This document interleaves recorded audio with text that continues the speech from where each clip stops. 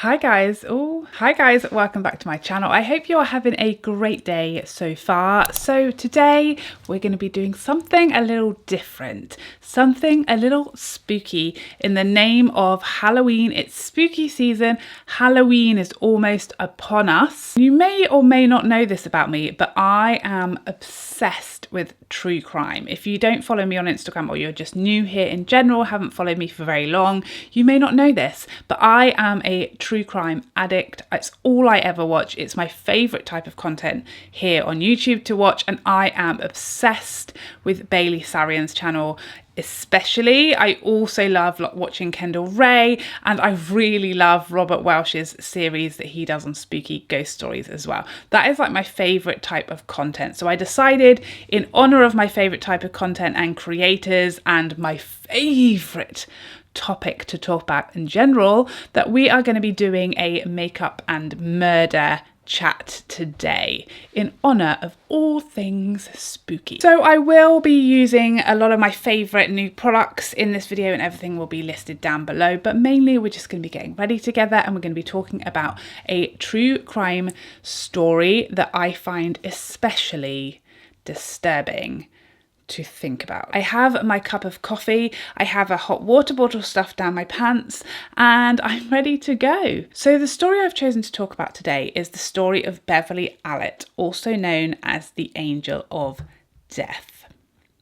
Dun dun dun. It's going to be very easy to forget to actually put makeup on while I'm going with this because I get so into these stories. So the story I've chosen to talk about today is the story of Beverley Allitt, also known as the Angel of Death. So the Angel of Death is a moniker that people often use to refer to serial killers or murderers who have some kind of like caregiving role usually, or in their sort of day job, normal life, I guess.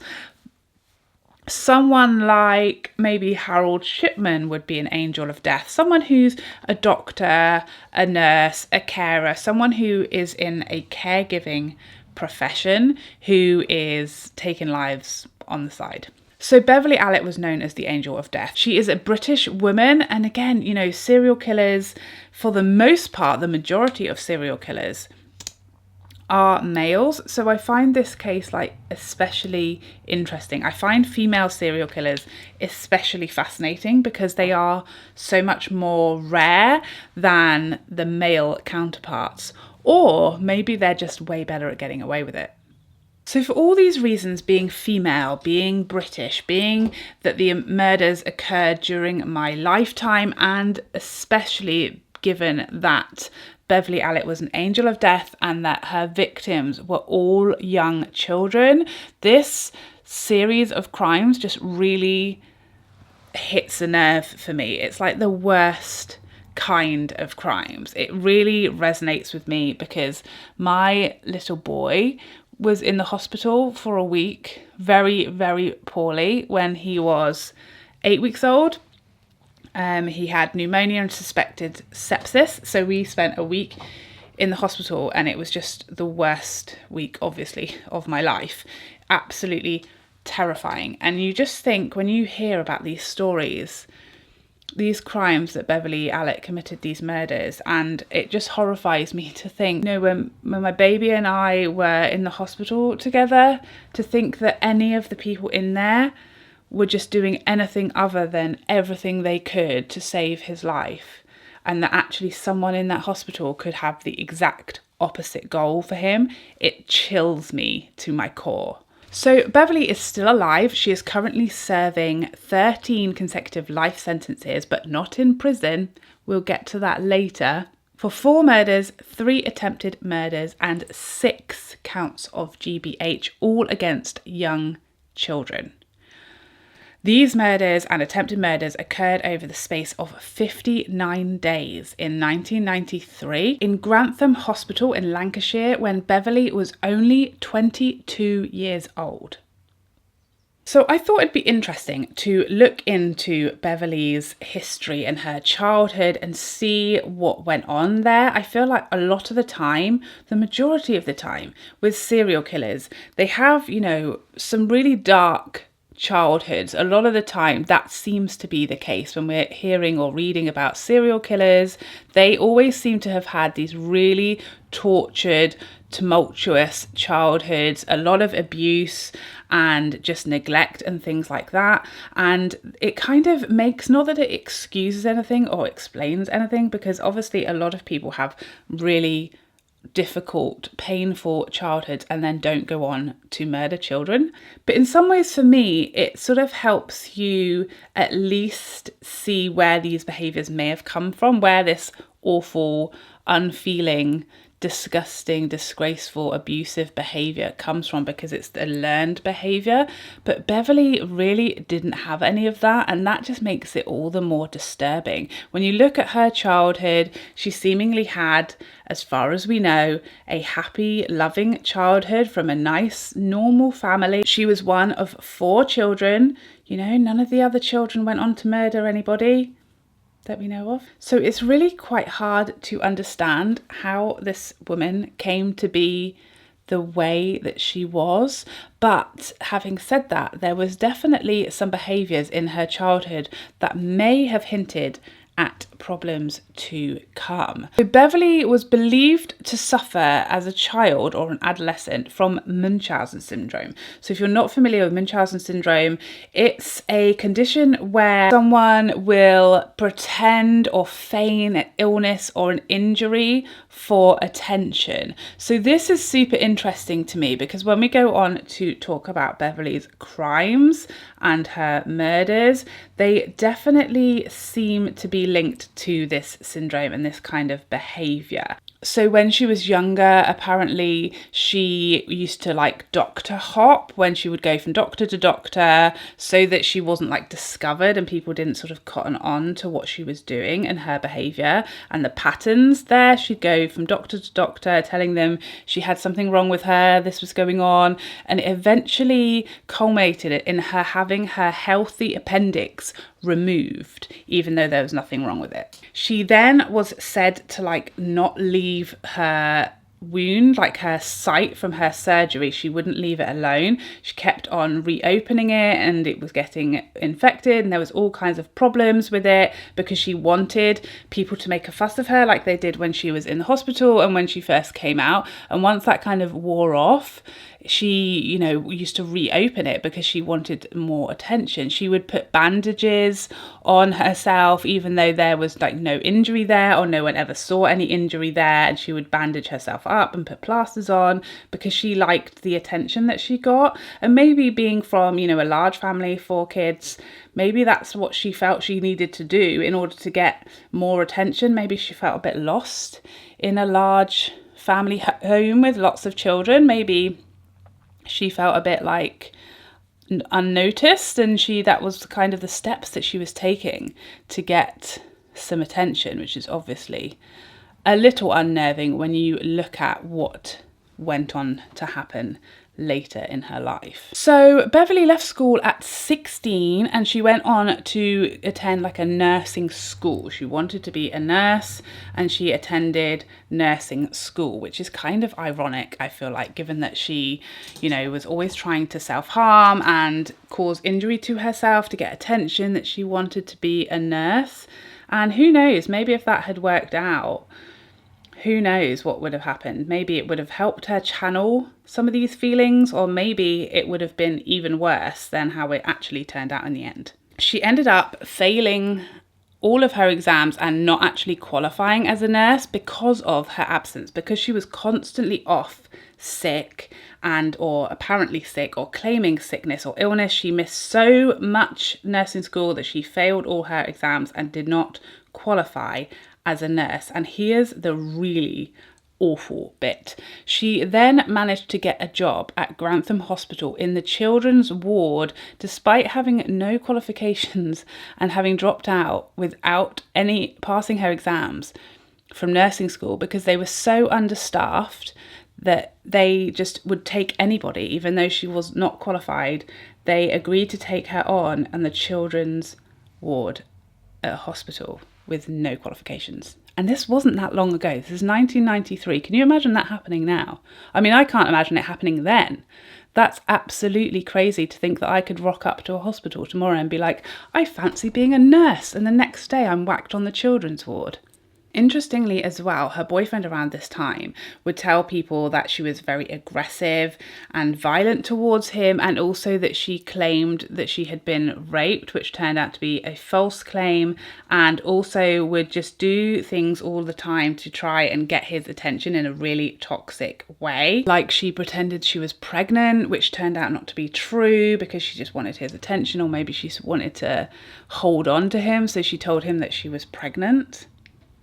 So now Beverley, with all her toxic coping mechanisms and all of her bizarre behaviour and desperate need for attention and potential Munchausen syndrome, was just loose and winging it on Grantham Hospital's children's ward, with all of these children at her disposal. So it seems like at this stage, her Munchausen syndrome kind of morphed into, or progressed into, Munchausen by proxy, which is something that is quite often seen in mothers or in parents who bring their children into hospital all the time and say there's something wrong with my child has this condition, or my child has that condition, and it's a way of sort of getting help or getting support or getting attention by saying, help me, my child is ill. So it seemed as though maybe her Munchausen syndrome that we saw in her early years,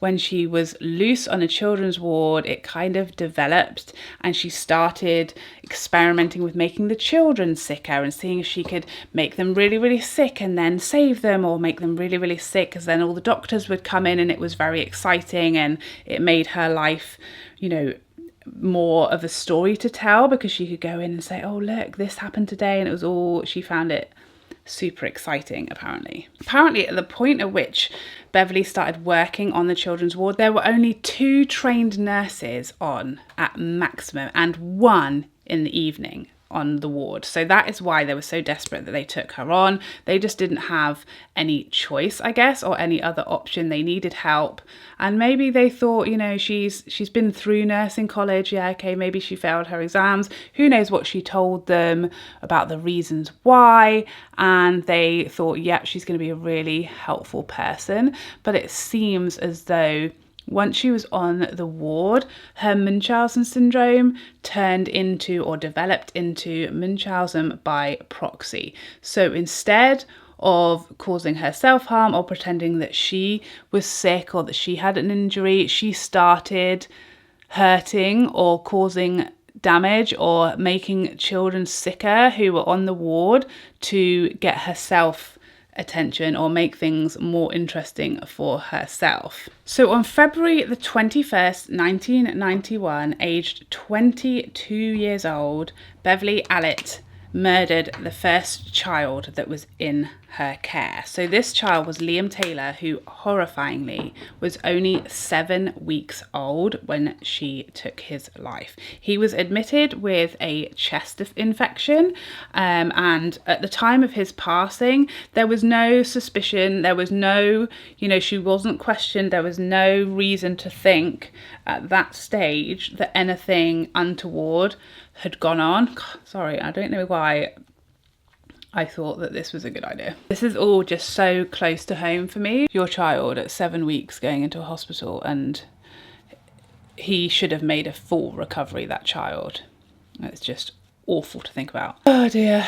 So then there was a little bit of a gap. A couple of weeks went by. Maybe Beverley was, you know, frightened. We don't know, because she's never really properly confessed to all of her crimes and given us a real explanation or reasons why she did what she did. So a lot of like the sort of trying to understand her behavior and everything is really like speculation on, you know, what went on and why. But my kind of assumption is, obviously this was her first murder. This was the first child she'd killed, or anyone, you know, any life that she had taken. Maybe it shocked her. Maybe that wasn't initially her goal. Maybe she just wanted to keep him poorly or keep him poorlier. Maybe she noticed he was getting better and she didn't want him to get better. She wanted to continue, you know, treating him or whatever she was doing. Who knows what the motivation was or what her intentions were, but obviously he did very sadly die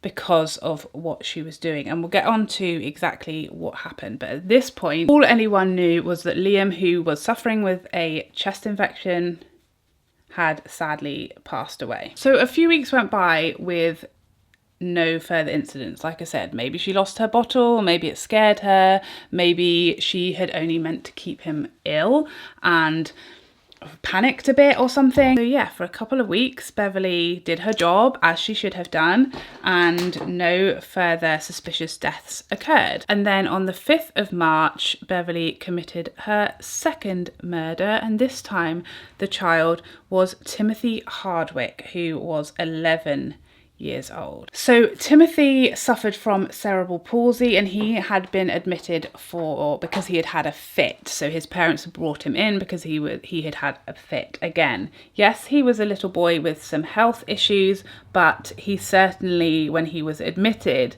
was not expected, you know, to never leave the hospital. He wasn't so poorly that he should have died. So again, just a terrible, terrible situation for the parents. Again, at this point, nobody was essentially that suspicious. Nobody was questioning Beverley. Again, this child had been in her care, but nobody at this point suspected anything. Everyone just thought, you know, he's a child, he had cerebral palsy, he had some health issues, and obviously he's passed away. Another couple of weeks later, and Beverley attempted to take another child's life, but this time the child survived. So her third victim was Kaylee Desmond, who was 1 year old and again was admitted with a chest infection. So again, presumably was being treated with antibiotics. I don't know if that was the treatment then, but I know that's the treatment now because I have lots of experience of that with children. But yeah, so she was admitted for a pretty routine kind of situation to the hospital, and then suddenly became extremely ill while obviously under Beverley's care. So actually, thank goodness for Kaylee and her family, Kaylee was transferred to another hospital. I don't know why this was. Maybe they didn't have enough beds or the right equipment or something, or they were just super overrun. Maybe another hospital was especially experienced in dealing with this. I don't know the reasons why she was transferred, but she was transferred to another hospital, thank goodness for her, and she made a full recovery. So that was an attempted murder and unsuccessful. So then there was another couple of weeks before Beverley struck again, and this time the victim was Paul Crampton, a 5-month-old, again admitted with a chest infection. You can see this is a pretty common thing for young children, and obviously this was the winter time, so I guess even more so. But Paul Crampton was admitted with a chest infection. He was 5 months old, and again, you know, should have been being treated routinely, and all of a sudden he's much more ill than he was expected to be. Again, he was transferred to another hospital and thank goodness made a full recovery. So then it seems like Beverley probably got a little frustrated. Obviously, she had made several attempts since her first 2 initial successful attempts to take children's lives. She managed to kill the first 2 children, and then the second 2 she hadn't. They had managed to be saved because they were transferred to other hospitals. And maybe she was getting a bit frustrated because her next attempt to take a child's life was the very next day, on the 21st of March. And this is when she started to really lose it. I guess at first she was being quite careful with what she was doing. You know, she attempted to kill a child, and then, you know, she'd leave it a good amount of time, you know, see if she was getting away with it, see if anyone was asking any questions. Oh, nobody did. It seems to have worked. Try again. Whereas now it seems like she was spiraling, because she attempted to kill the next 3 children all within the same day or so. So her next 3 victims were Bradley Gibson on the 21st of March, who was 5 years old, was admitted with pneumonia. He was transferred to another hospital and he survived. Then we had Michael Davidson, who was 6 years old. Now, he had had an operation after an accident with an air rifle. He had to have the air rifle pellet removed. Who knows what's gone on there. But yeah, so he was just in routine post-op recovery, and all of a sudden he fell unconscious and no one could understand it or why this had happened. You know, he should have just been resting up after his operation, and all of a sudden he's unconscious and nobody can understand why, apart from maybe the nurse whose care he was in, who, yes, you guessed it, it was Beverley again. So Bradley was transferred and made a full recovery, and Michael was treated by the doctors and quickly recovered and was released, and luckily for him was absolutely fine once the doctors arrived and intervened and there were other people in the room with him, not just Beverley. And also on that day, Yik Hung Chan, who is a 2-year-old little boy who had a fall and suddenly suffered from an oxygen desaturation incident or attack while he was in Beverley's care. Again, he was transferred to another hospital and made a full recovery. So then it seems that Beverley had a couple of weeks off. Again, maybe she got spooked, maybe when the doctors intervened, maybe people were starting to get a little bit worried about all these incidents happening on the ward. Who knows? But she took a couple of weeks on the down low, on the quiet, and then on the 1st of April, things started to get really, really bad again. So on the 1st of April, Becky Phillips, who was a twin, so Becky and Katie Phillips were 2-month-old twins. Becky was suffering with gastroenteritis and she was admitted to the ward to take care of that at the hospital, and was then discharged and died later that day. Initially, the doctors ruled her death as cot death, and it wasn't until the whole investigation into Beverley's murders that actually they realised that she was most likely a victim of Beverley and not cot death as her parents initially thought. And the really sick part of this is that the parents of the twins actually made Beverley a godmother of their babies because they were like so grateful to her for looking after their children. And that is just really, really heartbreaking. It just goes to show you the level of trust that parents have in the people, you know, that they are looking after their babies. I mean, if you didn't, then you would never hand them over, would you? It's just really sick the way that she's kind of taken advantage of that total trust of a nurse and used it in this way. So Katie Phillips, who was Becky Phillips's twin, she was then admitted to the ward, which the irony of this is just so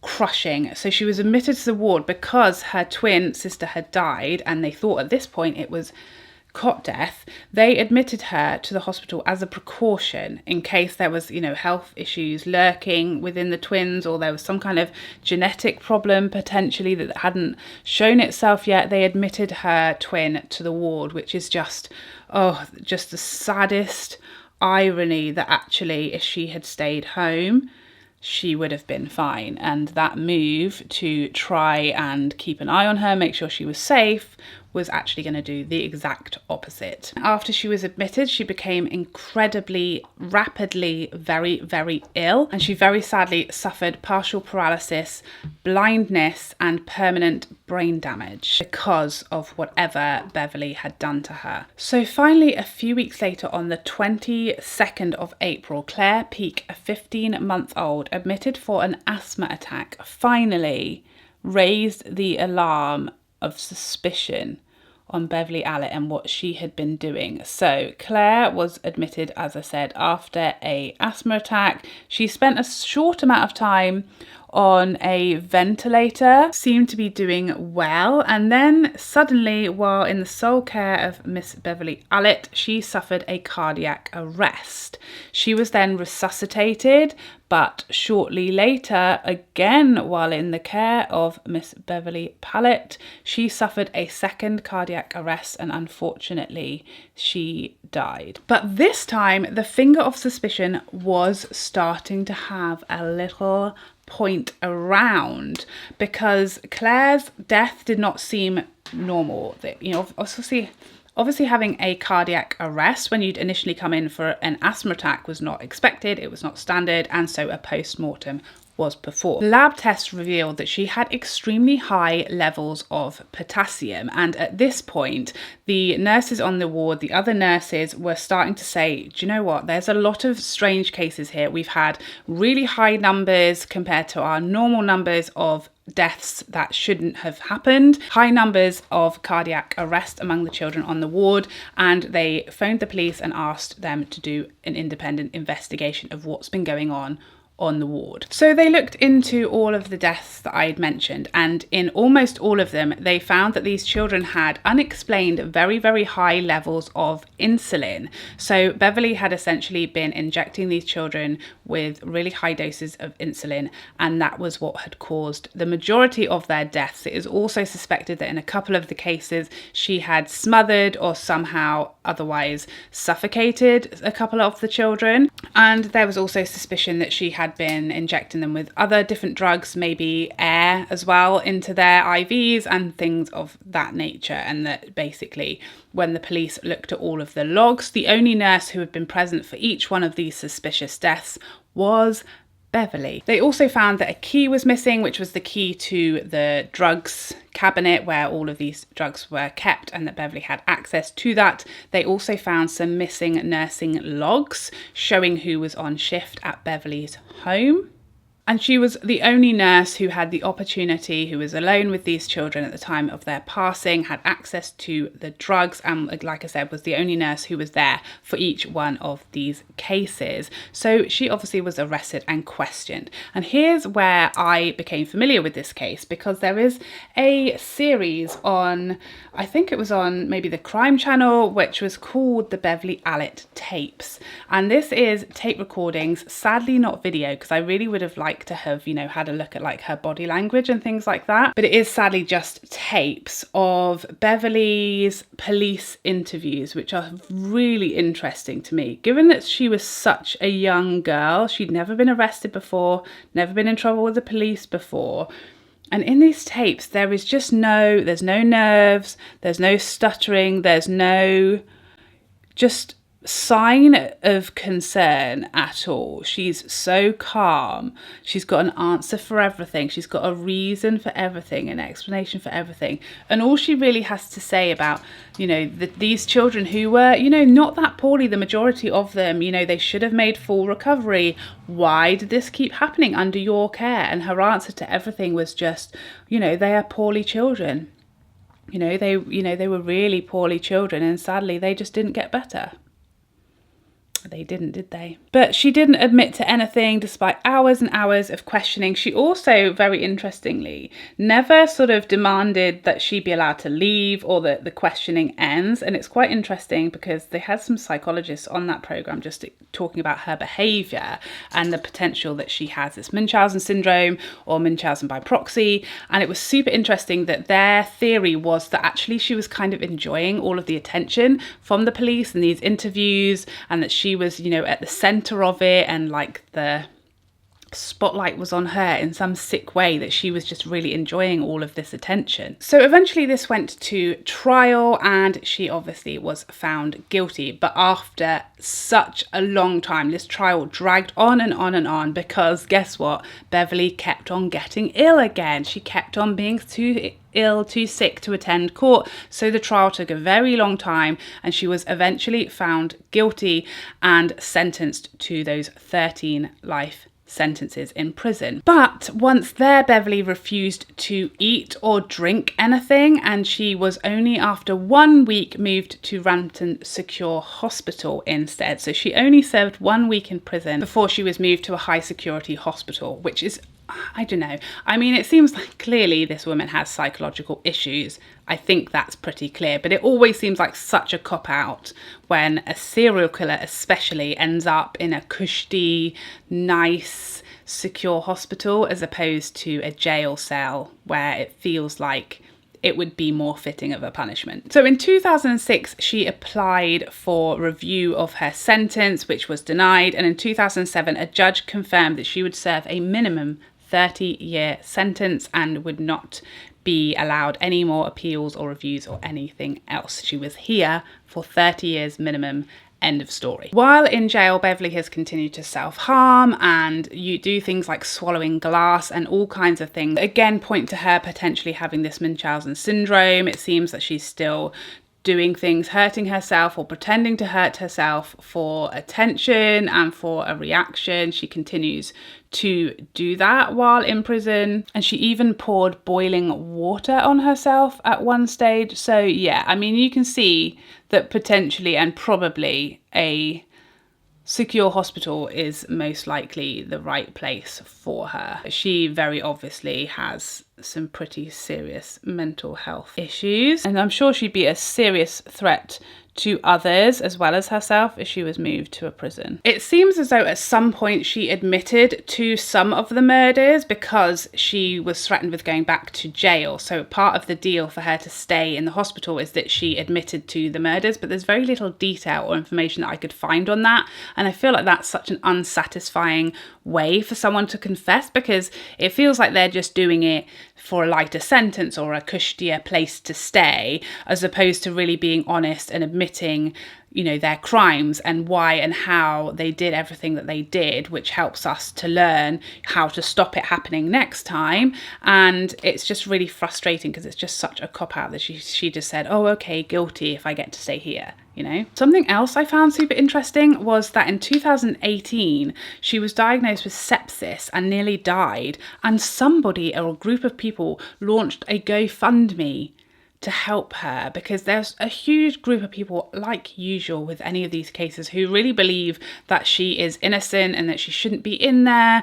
And now look, you know, how ill she's finally gotten, and they probably don't even believe that she has Munchausen syndrome, and they think that she really is suffering from all these ailments and that we all need to raise money to save Beverley. So it seems like she's pretty good at fooling people as well. So there you have it. That is the story of Beverley Allitt, the Angel of Death, the British female serial killer of children. I hope you enjoyed this episode as much as you can, true crime. I know it's a really, really horrifying and sad story, but it's one that I find so interesting to talk about and to learn about these types of people and their personalities. So if you are like me, I hope that you enjoyed hearing about this case too. If you know about Beverley and her case, or you've listened to the tapes, the Beverley Allitt tapes, please let me know what your opinion on her and of these crimes was. I just find it amazing that she was so softly spoken, so calm, so, you know, sort of playing dumb in a way for such a young girl, having obviously known inside what she did. I wish there were videos, because I would love to watch her body language, her eye contact, all that kind of stuff. But, you know, we have to make do with what we've got. Please let me know if you like this type of video. Comment down below if you'd like to see more of these type of Bailey Sarian inspired content, because it's my favourite content to watch and it's so fun to make. I hope you enjoyed this video and I'd love to see you in the next one. Otherwise, take care for now. Bye bye bye bye bye.